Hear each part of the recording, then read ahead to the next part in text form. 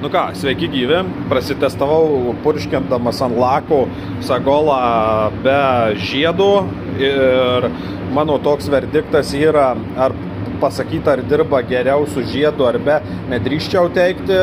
Pirmas pastebėjimas, kad faktas dirba kitaip,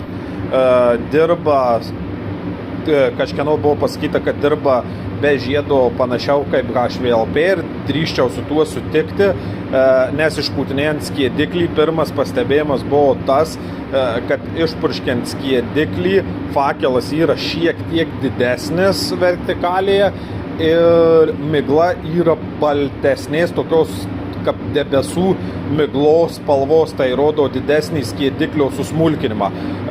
Pučiant be žiedo fakelas čiut gal mažesnis ir šiek tiek toks tamsesnės, pilkesnės spalvos, kas rodo prastesnį medžiagos suskaidymą.